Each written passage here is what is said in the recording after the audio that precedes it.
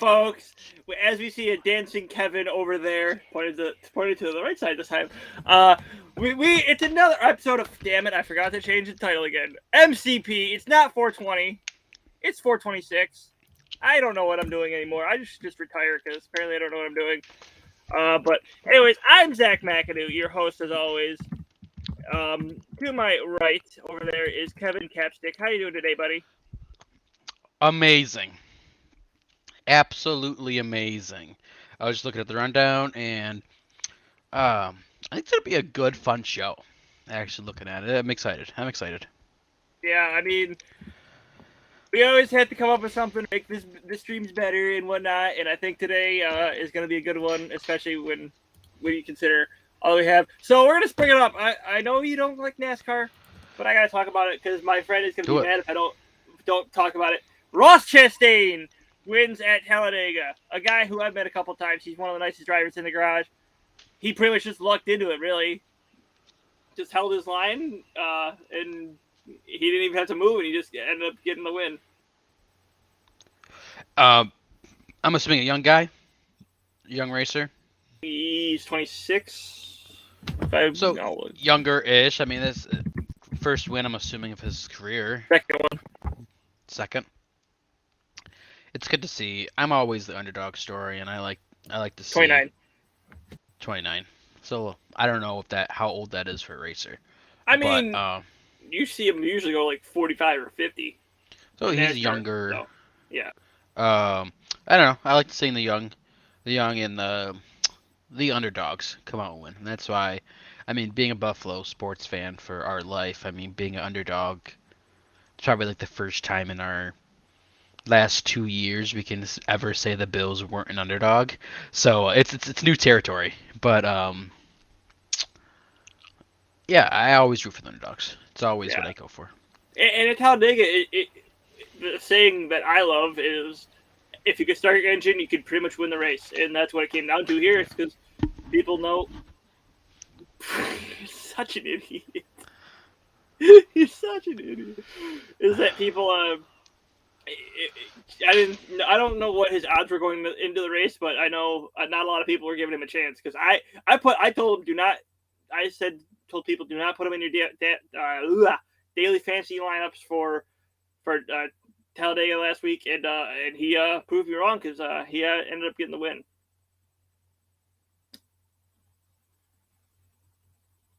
What the hell are you doing? Your mic's messed up, so we're just gonna move on here. As many of you have seen, Kadarius Toney. I'm not gonna try to mess up Kadarius because I don't know how to spell it right. But Kadarius Toney, he's on the verge of getting traded. It looks like I shouldn't say on the verge, but the Giants have said they want to trade him. Kevin, fix your mic before too long. So I know you haven't worked on it at all. I could not hear Oh, you. I'm good. Oh, there we go. Okay, but Kadarius Toney, the Giants said they were looking to trade him after he didn't show up to voluntary workouts and does not have the playbook yet. I mean, for a guy who didn't score a touchdown last year in his 10 games, and like, what did he do last year? That like we had more receiving yards than him in the first 2 weeks of his career. Like, why? This is not a stunt to be pulling in your second year. No, it's definitely not. And I had talked to a Giants expert. You might know the person personally. But that person, I made a tease joke about how he's gonna be coming to Buffalo. I don't want him. Um, I but mean, I mean it could be good. But I heard from the expert that I heard from that he was saying that there's some off the field issues, attitude issues, entitlement. From what he's heard in the camp in New York. And that being said, for a young player, I mean, I think you're going to see that more and more as players come into the league, especially when the NFL is slowly turning into more of like a basketball kind of climate and culture, like demanding, I'm not going to play unless I get a contract. That kind of stuff. I think you're going to see more and more younger players entering the league turn into something like that, entitled kind of I'm the greatest kind of thing, things like that. And I think Tony could be a very valuable player on any roster he's on. I just think that the situation, his skill set, he stretches the field. He's a fast receiver, and I just don't know if that was the best. If Daniel Jones is the best quarterback for him. I don't really know if there's any good wide receivers that fit Daniel Jones's play style. Um, but One yeah, that can catch preferably. one that can catch. But I mean, I don't know. He has to be able to throw the ball, and that starts with the O line. There's a whole bunch of problems with the Giants. So seeing this out of a camp makes me doesn't surprise me, but also makes me happy because I probably, unlike other Bills fans, I'm not rooting for Brian Daboll at all in his new position. Um, I I have some unpopular opinions about his time in Buffalo, and I say unpopular because I don't think that many people share what I think about his time in Buffalo. Yeah, he was not. He definitely got lucky with the offense he did. I think in some game because his play calling was kind of atrocious in others. But do you know where Kadarius Toney went to college? No. He went to the University of Florida. He played in the stadium. Oh. He played in Ben Hill Griffin Stadium. So, I mean, I can speak firsthand of how explosive. I shouldn't say firsthand, but like on TV, I've seen him, Yep. and I could tell you like he was an explosive player. Definitely knew how to like make the cuts and jump moves and whatnot. I think he could fit in well in Buffalo because it'd be that Isaiah McKenzie type player. Maybe Okay. just be his backup, I guess, and maybe give like who you get in the fifth round. You're getting a first round talent, quote unquote first round because I think he was taken a little bit too high. But you're getting a first talent for a fifth round pick. That's what they're asking for is a fifth rounder? No, I'm saying that's what the Bills should give like inquire about. I don't think the Giants are going to give him up for anything less than a second at this point. I heard they want a first for him.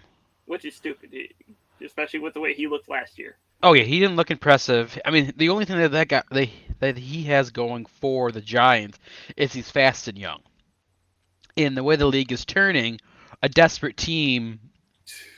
I mean, you could see the Jets jump on something like that. I think, if especially if the Debo Samuel situation settles and he stays in San Fran, then I could see the Jets jumping on that because they're all over Tyreek Hill, and from what I've seen, they're all over um, Debo too. So they're looking for a dynamic wide receiver, and maybe Tony's definitely not proven in the league, but he has upside to be um, somewhat of a Tyreek Hill, Debo Samuel kind of player. Yeah. All right. I want to bring this up because it's on the NFL Network right now. I have it up on my Xbox. So the Eagles are looking to trade up in the draft. The Panthers and Giants are looking to trade down. That surprises me that the Panthers want to try to trade down. Well, I think they could be looking at a quarterback, and at the position that they're at right now, what is that? They're at 9, 6. 6. They might not see the value at picking quarterback at 6, but seeing a value mid to late teens, they could see a more value in that, and also they add more draft capital in the future as well. If they're drafting a They don't have a quarterback lot this year though. They're without a second and third round pick. They don't after their first round pick. They're done till day 3. so I mean that's you trade back, you add extra draft picks for that quarterback you're hoping to get in the mid first round this year. You get maybe a first round next year or a second round. You get a couple seconds. I mean, depending on what the draft board looks like, and NFL posted a value chart for all the trades for the picks. Um, Depending on what that 6 is valued at, they could get a first rounder for next year. For this year, trade back, get a first rounder for next year, and maybe a second for this year or the year after. For a team that's drafting a quarterback in this draft class, majority of them are not going to be pushing for any kind of playoff run. Yeah, I can see that actually, but I just mean stay put. Make sure you get your guy because I don't think you're going to see no one in the top 5 unless you see a trade up. Mm-hmm. Get that quarterback, and because I think everyone on their board is saying, yeah, Malik Willis is going to Carolina. I'm pretty sure there's a lot of printed jerseys at this point saying Malik Willis. Well, so if you're the Eagles, what are you trading up for? What is in the top 6 that you want? I wouldn't say well, I think they're just looking to trade up regardless. But if you're So the Eagles, what do they want in the top 10? you, What do they want? do you look at receiver again and go for the third straight year? You pick a receiver. I mean, one of them's gonna have to hit. I mean, Devonta Smith looks good. Yeah, he was good last year. Jalen Reagor was absolutely like why they took him over Justin Jefferson and like that night everyone's like why. But I mean, if you think about it, if you think about what they could do, they could have a really good young 1, 2, 3 wide receiver core right there. But is that going to really fix all their other issues going on? I mean, their defense isn't that good. They need their O line is old.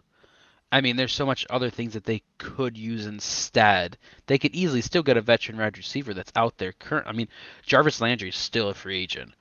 OBJ won't help until halfway through the season to the end in playoffs, but there's still players out there available currently, free agents. So I don't know. To me, value for the Eagles is not another wide receiver because you can get a Jarvis Landry and you can throw him in, and you can have Devonta Smith and Jarvis Landry as your outside and have a very good, successful wide receiver core.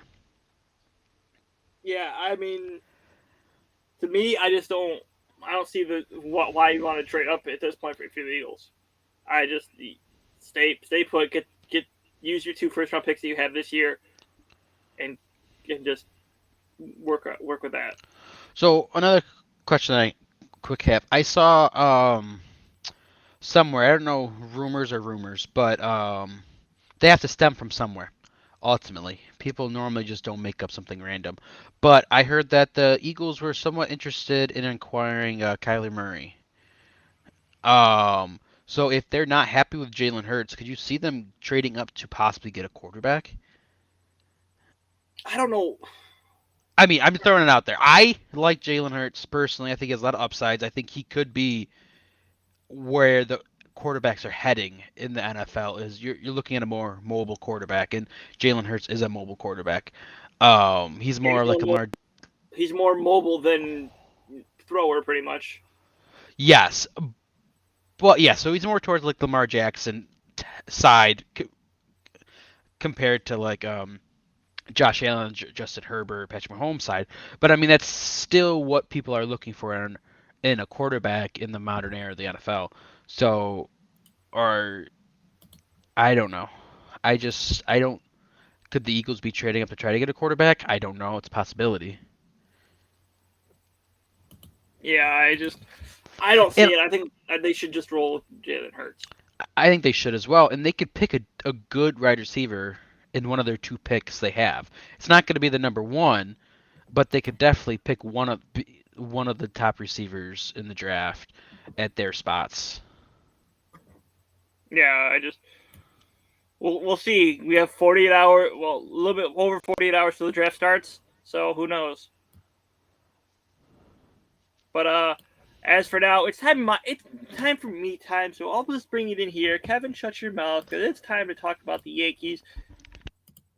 So, as we all saw, the Yankees, I think they took 2 or 3 from Detroit, swept the Cleveland Guardians, almost made a mistake and said the other name. But Saturday, you might have seen a little incident after the Yankees walked off Cleveland where fans were throwing garbage. Now, there's no excuse for that if you're a Yankees fan, and now you see a lot of the good fans dragged down through the mud because of these ones. The actions of a few should not dictate the rest of the whole fan base. Yes, we were all happy, but no, you shouldn't throw garbage at Miles Straw and Mercado and all the Guardians players because one, Straw was sticking up for his teammate for I don't know why they were heckling Stephen Kwan. I mean, it's just come on, the dude's not hurt. He's already bad enough. He plays for Cleveland. Give him a break. Don't heckle him. And then just the end of the game there, where you have the Yankees having to run to the outfield to stop the garbage. It's like, come on, we're better than this. And I think John Sterling said it best when he said that anyone, they're not Yankees fans, they're hooligans to all the fans who were throwing garbage onto the field. It's asinine. Now, we also have what came out today was the letter of what the Yankees supposedly did in the sign stealing case, which it was nothing pretty much. It was just them saying that the Yankees were doing what other teams were doing, where they're going to the room and figuring out what the catchers. From what I read, a lot of teams are doing. So tough, Houston, Boston fans. What are you gonna do now? Kevin, do you have anything to add to that? I cannot hear anything you're saying. Sorry. So you're talking and ranting about Yankees fans. Why were they throwing garbage on the field? So my guess is because they were heckling a Guardians player on the game tying when they were after the game tying run came in to score. Stephen Kline was down hurt, and the Yankees fans were telling him to stay down for some reason. But then apparently Miles Straw had enough, went up, climbed the fence, and said, "Hit me, mother effer, hit me." And wow. And so I'm guessing that's like what set them off, like seeing him climb up the fence. Yeah.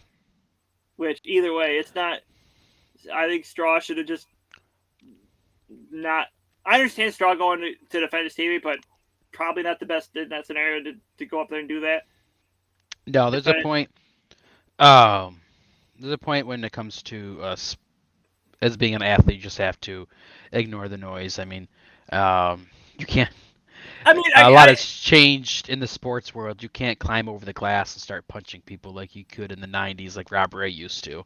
But I mean, yeah, it's hard to say, especially when you see more and more sports fans becoming somewhat violent and inserting themselves into the game. I think you have to be careful as a athlete. And it shouldn't be the case. Why? MLB fans know, like, it's a. I mean, actually, let me rephrase this whole sentence. It's a privilege to go to these games. Mm-hmm. They're there to entertain you. Whether your team wins, loses, and they won, I don't know why they're throwing garbage after the team won and they didn't get screwed. It doesn't matter. You don't throw garbage. You lose, you tip your hat, you move on. There's more games to come down the road. But it was just asinine. Just come on, like, we're better than this. You can't. It's just ultra frustrating because now every Yankees fan is getting dragged through the mud. Even though I live on the other side of the state, never been to Yankee Stadium, and now I'm getting called a class fan.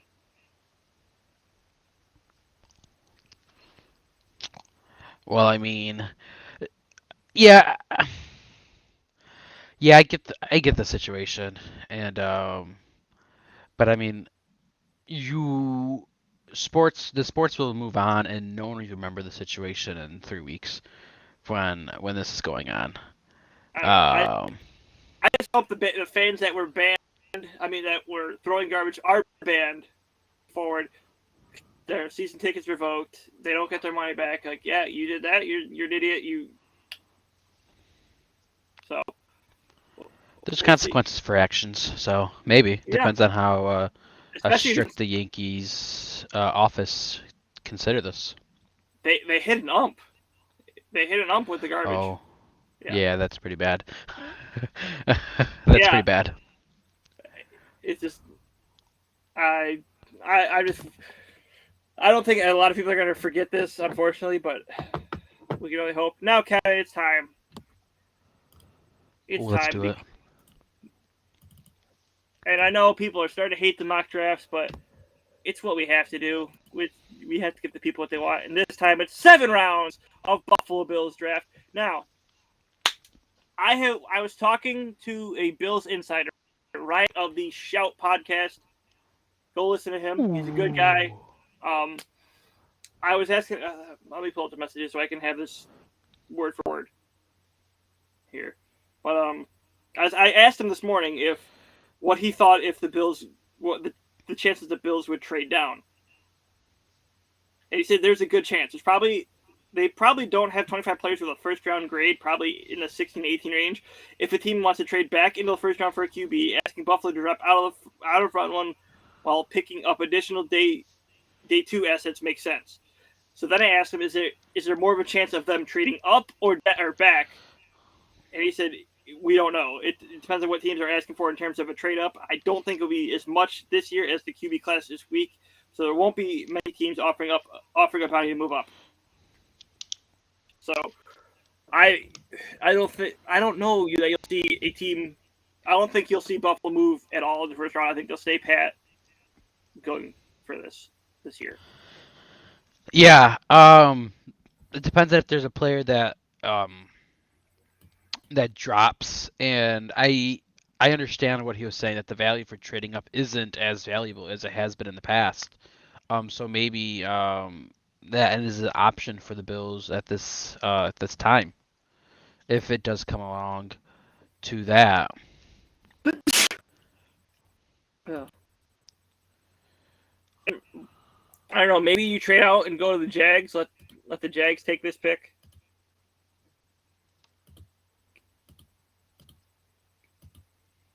You know, maybe. But for now. But I also so go back to draft players just for a second. What is Mitch Morris's contract looking like? Could there possibly be? I don't know how long his stint is in Buffalo. I know he thought he signed. He got extended, but I don't know what that means. How long he's under contract for? Let me look here. Over the cap. Mitch Morris. He signed through 2024, so he's got another 3 years. 2 years. Yeah, 3 years. Okay. So this is probably not an option, This but you is might not have. a title bomb. No. Unless you want to move him over to guard. Which I guess is a possibility, because they do have quite a bit of players in the offensive line, but they do like doing a rotation. So, I mean, getting another guard here could be an option. They did just bring in a guard from Tennessee. Yeah, David Quisenberry. Yep. And they still have Ike Bucker. And the other guard they brought in from Tennessee, I can't think of his name off the top of my head. But I mean, also sitting right there, you have a cornerback, which is, I think, the hottest and most favorite pick by fans. What's your thoughts on Lamar Miller playing golf with Joe Hayden? Is that gonna possibly spark any kind of free agent signing? Who was playing who with who? Lamar Jackson. No, sorry. Miller was golfing with Joe Hayden just this past week. Who is a free agent? I think they're just friends. I think it's going to lead to anything, because, I mean, Christian Kirk and Kevin and Josh Allen were together. Well, I'm sure the Bills gave him an offer, but when he saw $70 million coming from Jacksonville, why the heck would you choose Buffalo over? Fair point. And before I forget, okay, hold on. Can I take this off for a second? Stop sharing for the time being. So, do you know what happened 4 years ago today, Kevin? Mm-mm. You don't remember what happened? Oh, yeah. We got Tremaine Edmonds. Ah! Yeah, but before. Oh, yeah. They drafted the right Josh. They drafted the right Josh in terms of what happened between the two careers. That's not Josh Rosen, but I'm kind of glad that the Bills drafted him more. I think Allen kind of embraced Buffalo more than Josh Rosen ever would have, and absolutely. I think Josh Rosen has continued to get the SHIT part of the stick go for every place he's gone. I mean, he went to Arizona, got replaced next year by a first-round quarterback. Goes to Miami, gets replaced the next year by another first-round quarterback. So wherever he goes, he's just been screwed over. And part of me wants him to come to Buffalo, be a backup for Allen. I like who they have currently.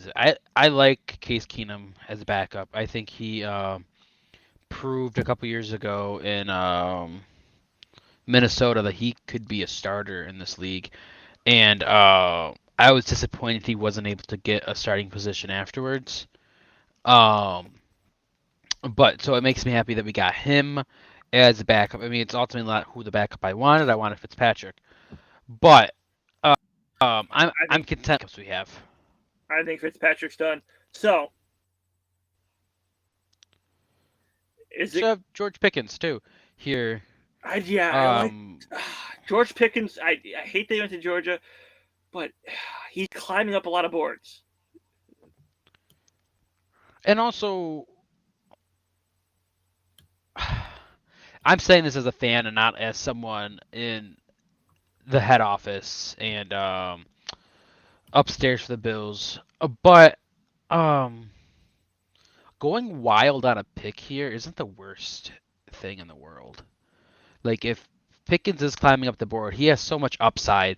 I mean, you bring him in this offense who we have a number 1, we have a number 2, and we have Jamison Crowder who have a good chance. Then we have Zay McKenzie, and we have so much depth at wide receiver. Getting Pickens here is definitely a play for the future, but also he could go in and be that that Davis role that Davis has been for the last couple years for the Bills. Now that Davis takes a more prominent role in the offense. Yeah. But I could see a trade out, but in the situation of doing this mock draft, I think doing a trade is boring as hell. Yeah. So I'm still on corner. We don't know if Tre'Davious White is going to be available week 1. No, we don't. So I'm still leading Coyote.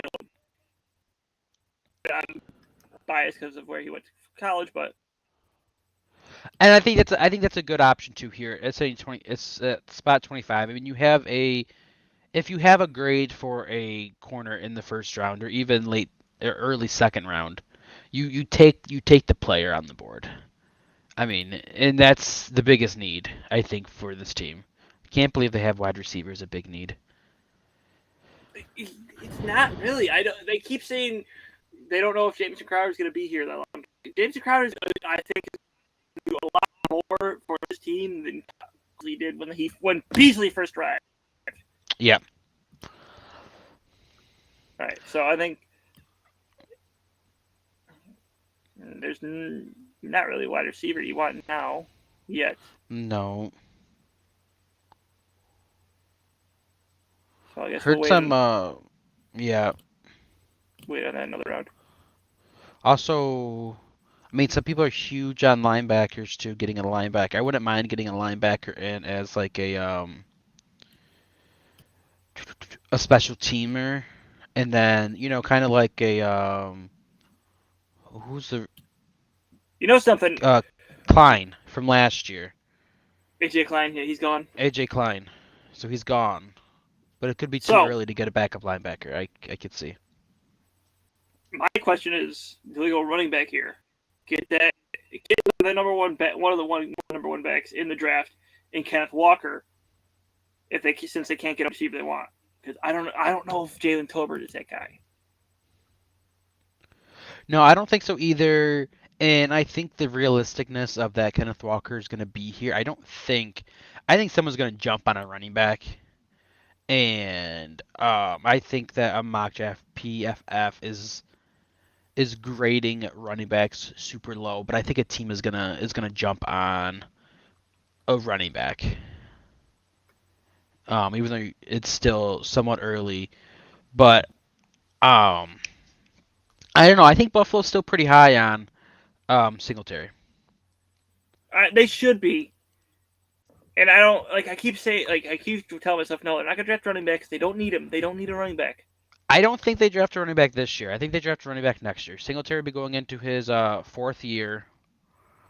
So they need to make a decision on him. And if they draft someone that they like, then they have an easy replacement from Singletary. All right, we're gonna trade out on this pick then. That's fine.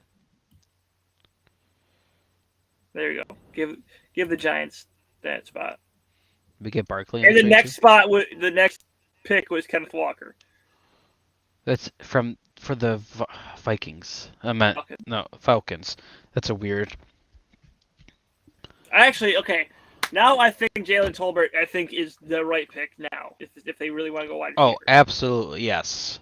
I don't think Jalen Walker is a second round draft choice, but I mean if he's still there this late in the third, early in the third, I think you got to take him. Yep.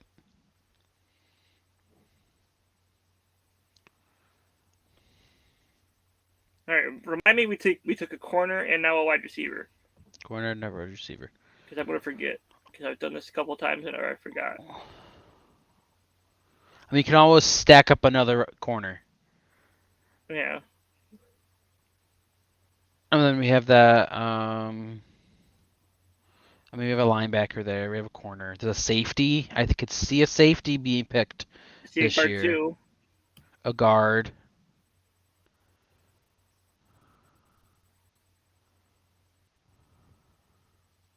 Bailey Zappi. I mean, it's there. Holy hell, Zamir White's down this low. All right. Where are you looking here? I'm honestly looking like I think you got to do something on the defense. I think you have a linebacker. There's a safety. You have interior linemen. There's no interior lineman at this ADP. But I mean, you have a offensive line.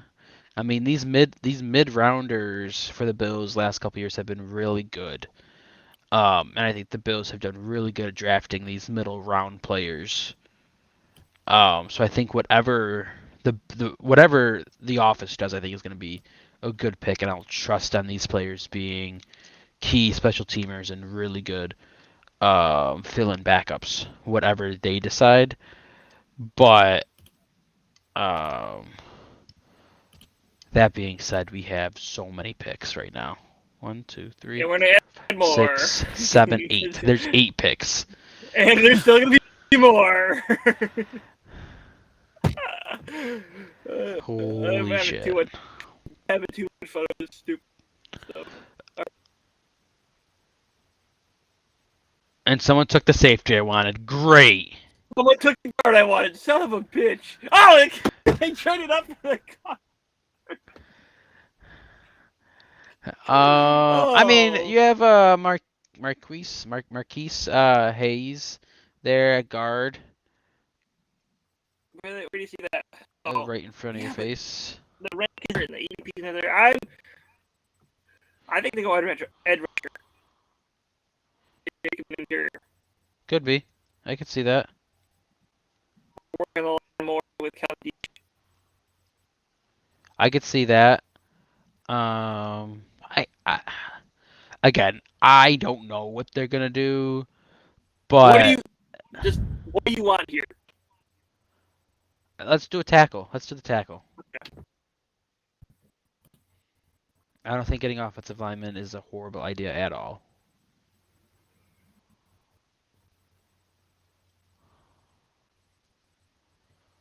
Holy shit. The edge rusher's still there. Let's go for it then. He's there.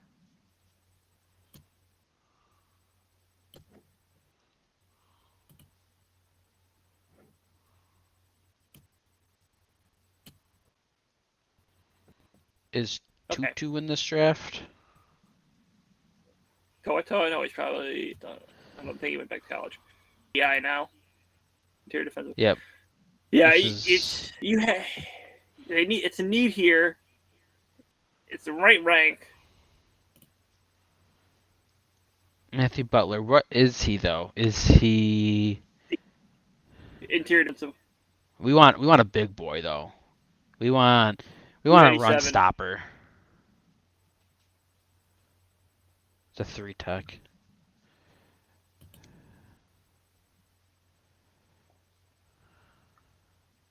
Yeah, I think I like that pick here. Yeah, I think it's a good pick here.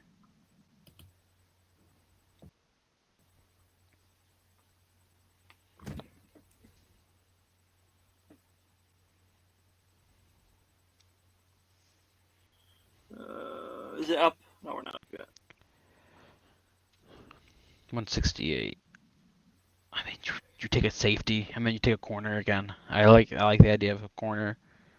They normally take at least they take more than one secondary player here. I'm not against that, Kyron Williams. I know we both said that the Bills don't need a running back, but I mean, if you give a late rounder, what round are we in? we're This in is the round 5. fifth. You take a 5th round pick on a running back, and he takes a few carries from Singletary, and then if a 5th round pick overtakes Devin Singletary, then he clearly deserves the spotlight. And like I think 5th round value for a running back, I don't think is horrible, especially when I don't think the Bills are really happy with Zach Moss. Yeah. Now, do you want your guard? Yeah, go for a guard. Now that we have, we can get almost every single player on the field of the team in this mock draft. I mean, pretty much. We've traded back so many times. Yeah, and I think a linebacker's is another. A linebacker's good here too. McFadden? Micah McFadden? Yeah, sure. I think both of us are just done with this at this point because we're. A punter.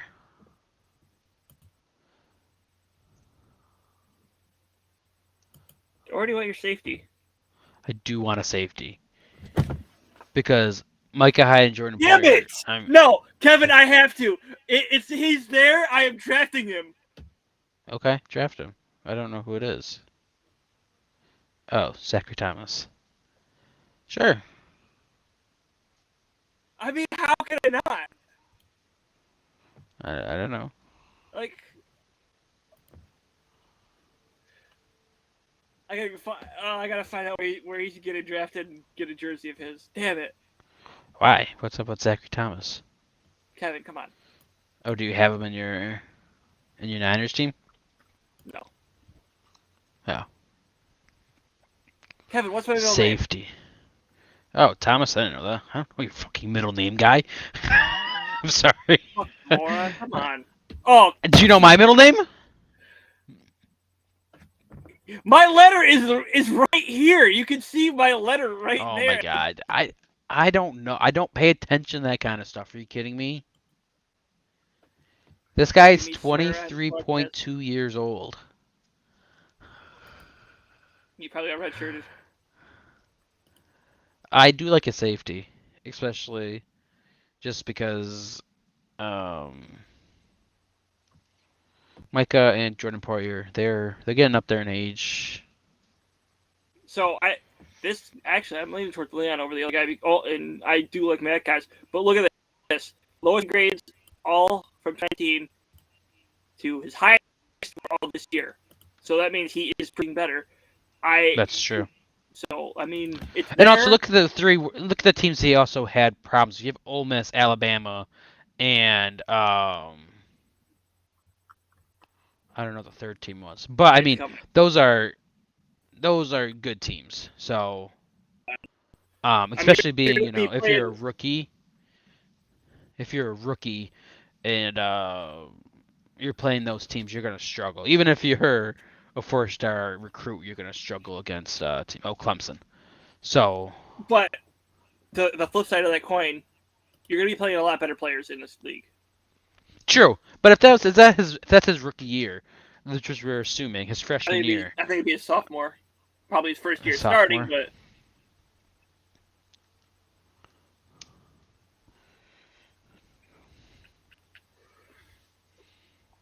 Okay, and then this one does not show he played in the MAC. So, I mean, where do you want to Julio or Sterling? Yeah, let's do Leon.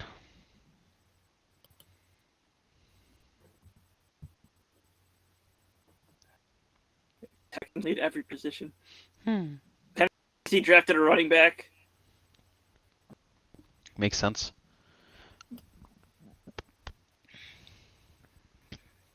Okay, now Still think we need a punter.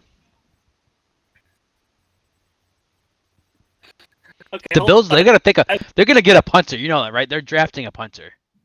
Well, you'll use a strong pick on that. All right, I like Josh Johnson here. I don't know what it is about this kid, but I always draft. Sure, let's get Josh Johnson. Will this Where's kid the- ever see the field for the Bills? Probably not. These 23s are redshirt.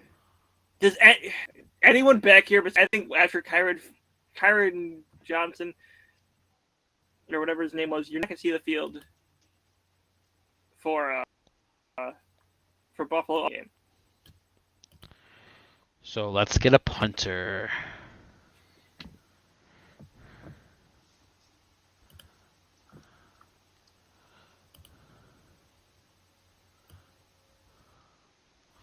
Right there.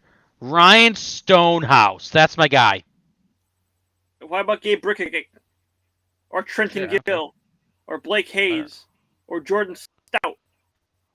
Ooh, because it's Penn State. I don't want a Penn State guy. Is that because of the whole what's his name? The Giants Jerry expert. Sandusky? Oh. No, the Giants expert, so I don't want it. Oh, Right. yeah, Ryan Stonehouse. Ryan Stonehouse.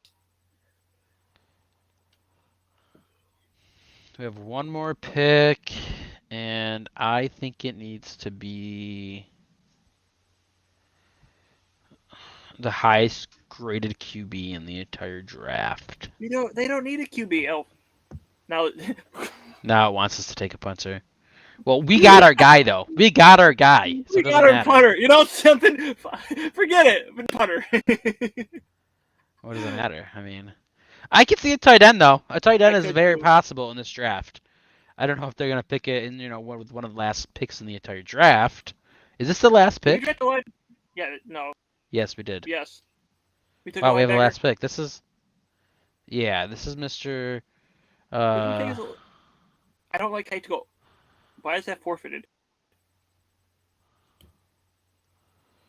I don't know. Probably because they're over the cap. Oh yeah, Mike McFadden. All right. Let's see. Is there any famous people's children that's still left?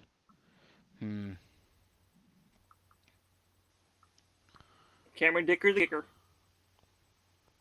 Oh, Jatray Carter could be like the son of Tyler Vrabel didn't get drafted by his own father. Damn, that's rough. I don't know if it's the same one or not. Oh no, Austin Allen. My cousin goes to Nebraska. No. It's a tight end. Yeah, I know. Hold on.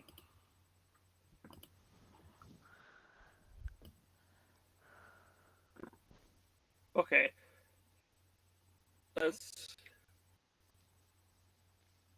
Austin Allen. My cousin's came over Nebraska. Connor Hayward. Yeah. I guess it doesn't matter. This is us messing around at this point. That cousin goes to Nebraska. He's Nebraska's overrated. Is it? Yeah. Are you serious? They have the best corn in the world. Their fields are full of it. And you act like that's not something that you act like it's something that has to do with baseball. I mean football. But they're the Cornhuskers for a reason. And they're absolute ass. It's an iconic name. Let's see our grade for our draft. Probably dog do. I'm guessing a C minus.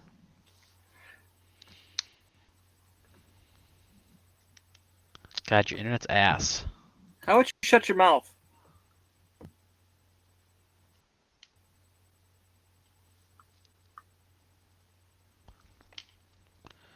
Is it bad I'll say the same thing just before you started it? And I was like, I don't want to do that. You know, there's a woman that hosts Jeopardy now. No. Oh, a C I didn't plus know in that. entire Elam, a B for the trade, an A for Jalen Tolbert, a B for that trade, a C there. An What? A minus. A minus, A Good minus, A job, minus. guy. Yeah, for Wow. me, these 3 picks are all me. You're welcome, Kevin. Okay, Mike, commit Okay, that in you. that's an Zachary A Thomas. minus. Zachary Thomas an A. Josh Johnson an A plus. Oh, an A minus there. Ooh, A Kevin, C plus. a C, a C plus. Look at our grade, an A minus. Holy shit! What are we doing? We should be drafting for the Bills. I don't know about that. You got us a C. You got us a C and a C plus. It's a punter. Who cares? It's a punter in the 7th round. We did that backwards. We should have taken the punter with the last pick. No, because we got that Austin guy from Nebraska. He was a C Yeah, but plus grade. it doesn't matter though. It's just okay. It does matter. It Shut up. does. Is it my turn? Oh, you know, there's like 2 more games left this season. Sabres are the Sabres. They're doing good. They're doing fine. Like all the alcohol I have over there. It's a lot. See my Jason Palmville sign because I was accidentally went to his 1,000th game. I didn't realize I was going to it until I got that sign. And then you see over there I have Sabretooth right behind me. Right there. Yep. And then I have right there my Jason Palmanville and then all the alcohol right there. Oh, right there.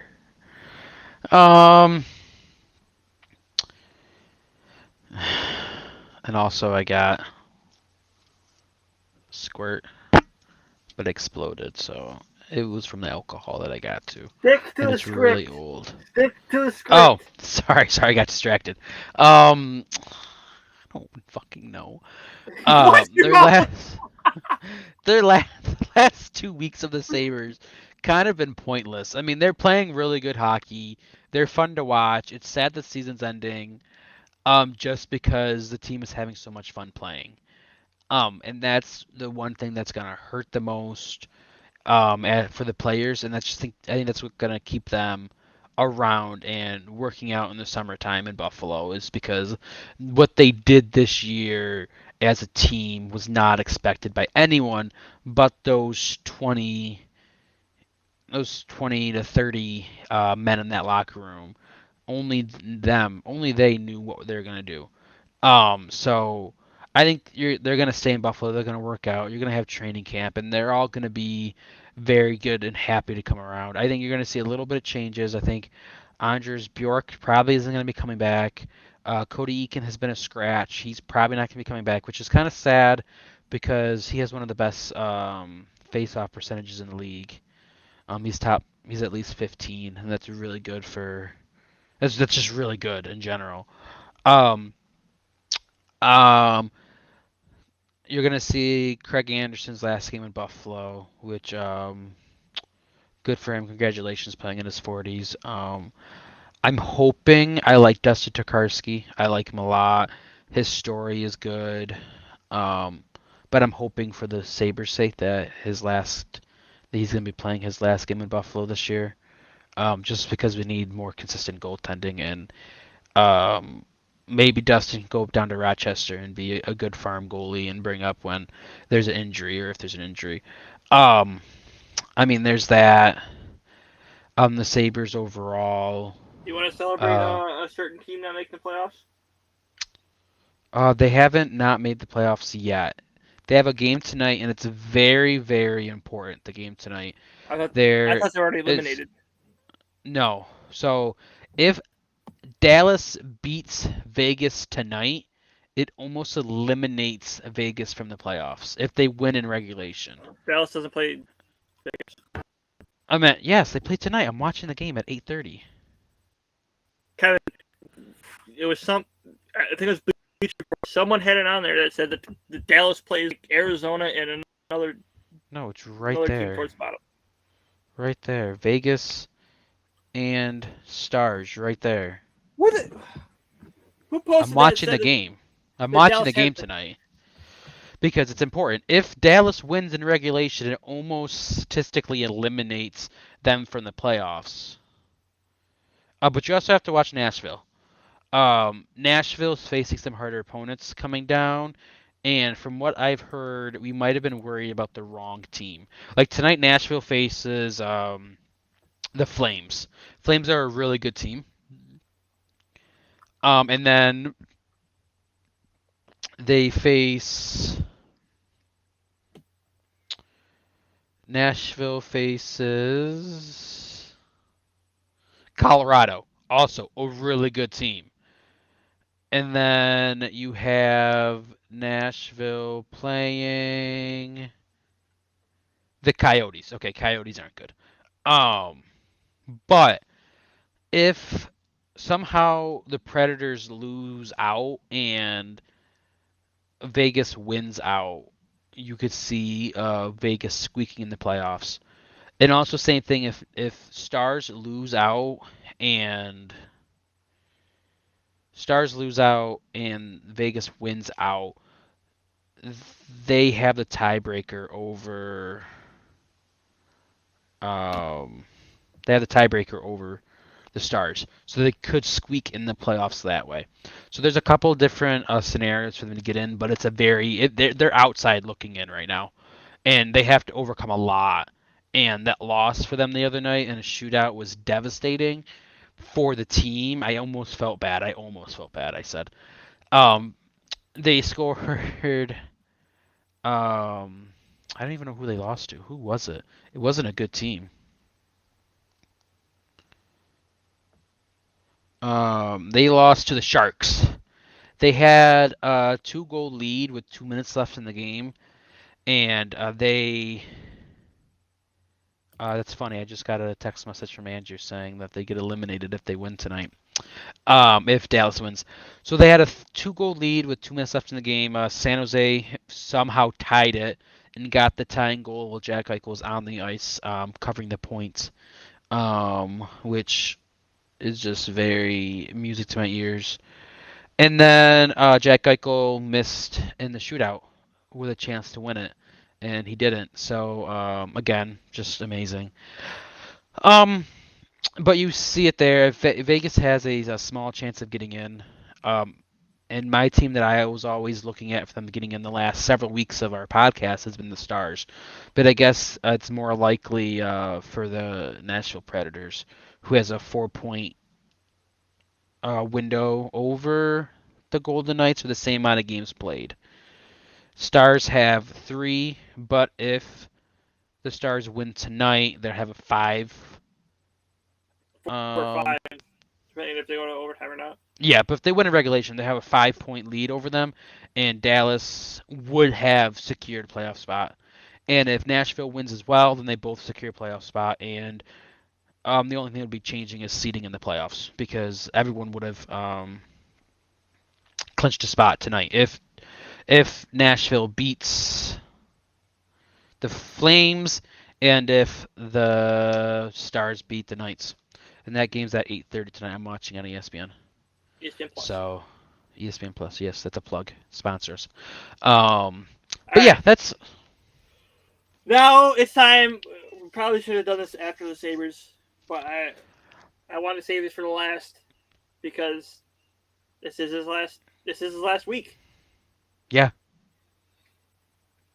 A guy we've both watched for years now. Yeah, it's absolutely surreal. You know the group chat they were in, and I was contemplating whether or not I wanted to go to this hockey game. And I was like, no, there's no contemplating. I mean, it's his last game. I want to sit and listen to it. But if they're broadcasting the commentary through the stadium, that is an experience that part of you wishes I wouldn't have to work Friday just so I could go see that, but that is something as a hockey fan that just have to enjoy. Doesn't matter what team you are cheering for. Rick Jeanneret has been the face of Buffalo State. Has been the No, sorry. The Rick voice. Jeanneret has been the only voice in the Sabres franchise. No, he didn't do year one. He didn't do year one. Who gives a shit about year one? He did 50 years of a 51. 51-year franchise. 51 to He 52. okay, whatever. He has been there through nearly everything, and he's the only consistent on the team. And there's been players in history in any sport that you look like, wow, they deserved something.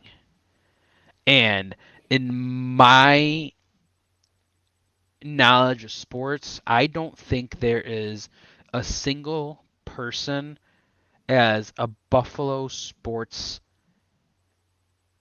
player, coach, anything that deserves to hold a trophy more than Rick Jeanneret. And the fact that his last 11 years of his career has been not going past April has been really sad. But the thing that's amazing is I think he's enjoyed every moment of it. And I don't think he would change much of it.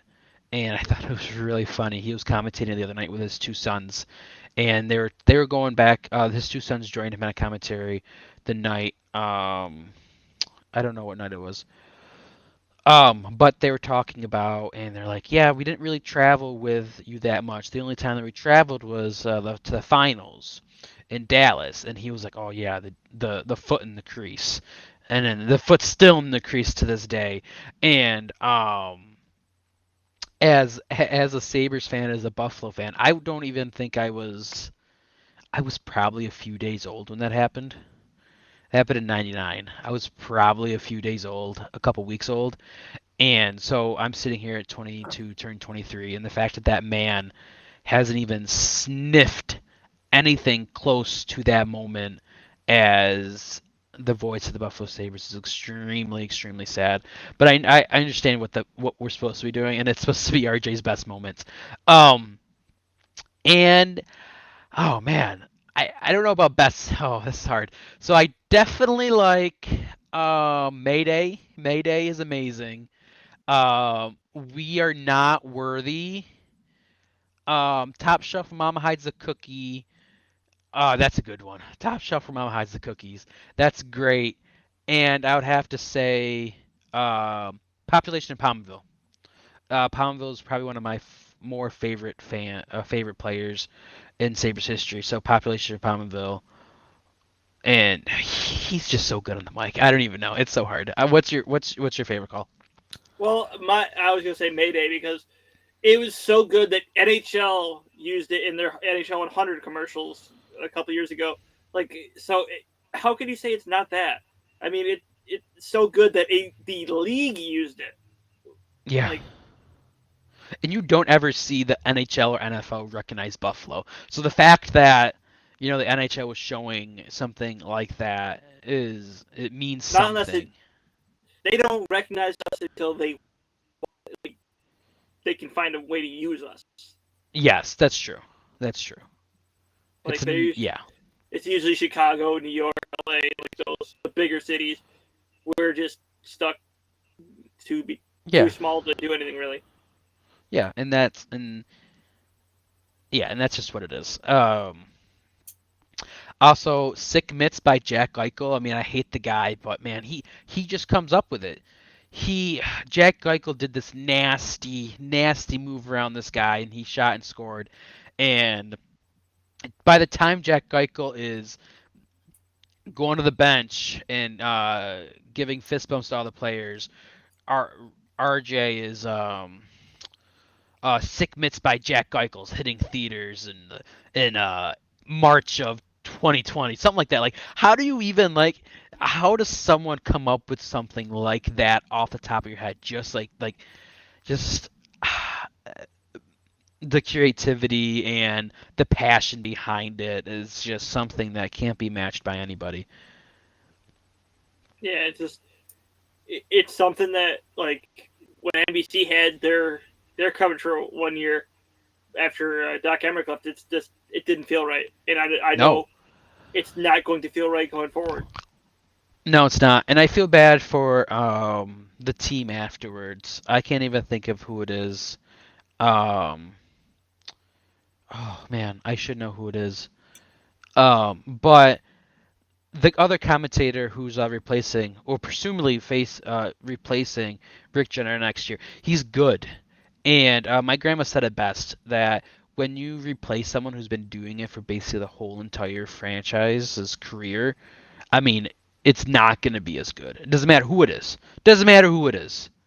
It's just not going to be the same. And I do feel bad for the guy, because he's not RJ, and no one will be Rick Jenner. And I see myself every couple months watching RJ's top 10 calls, just because there's, as a fan of the Sabres, there's nothing better than just hearing that goal. Oh, fa la la la la Fontaine, the Christmas goal. Oh, oh, oh. So I could keep on going. So it's sad. But there's 2 more games. There's a Thursday game and there's a Friday game. There's a home and away. I think Boston's away, and then we're home against the Blackhawks, which I guess is surreal for Patrick Kane too, coming from Buffalo, and I'm sure was a fan of Buffalo growing up, and I'm sure he's heard the voice of Rick Jenner as a child. So if it's piping through the stadium, like I'm expecting it to, now that I paid money for it, it better be piping through the stadium. And you were told that it was piping through the stadium from someone, so yeah, so it better be, or I'm gonna be asking for my $70 back, because I am not gonna be happy, not at all. I'll be staying here. No way, no way. I would not be happy. If it's not piping through the stadium in the middle of the game, I'm telling dude we're leaving. I can make it home for the second and third period. Oh, I'll be piping hot. Oh, I'd be pissed. I'll listen to it on the radio on the car. No, it. He's one of a kind. He's a Hall of Famer in Buffalo, and he should be a Hall of Famer for the NHL as well.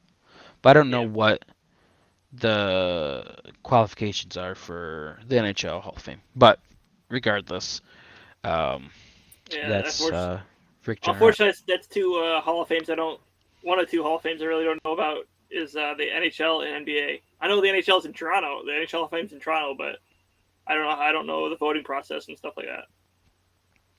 Yeah, I don't understand who's qualified and whatever, but it was good to see the fans and the city recognize Rick this year, and they did it really well. And as much as people hate the Pagulas when it comes to the Sabres, they've really handled the year of Rick Jenner. The last call is which they've been calling it, of Rick Jenner, has been pretty good. Can't complain. Oh, you want to play? Oh, come on. Let's end the show. Come on. Oh my god, I can't. Okay. Anyways, I'll start the ending here. Hey, this is the world title.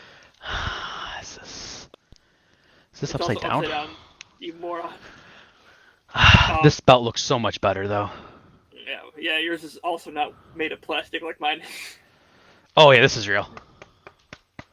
It doesn't sound real. Oh, it's real. It does not sound. Yeah, but it did not sound like it. It made it sound like it was plastic. No, it's a metal. All right. Anyway, I'm Zach McAdoo. He's Kevin Capstick. Almost pointed the wrong way again with his secondary belt to my world title. Your plastic belt world title. Yeah, my plastic world title. That's the Universal Championship. Yeah.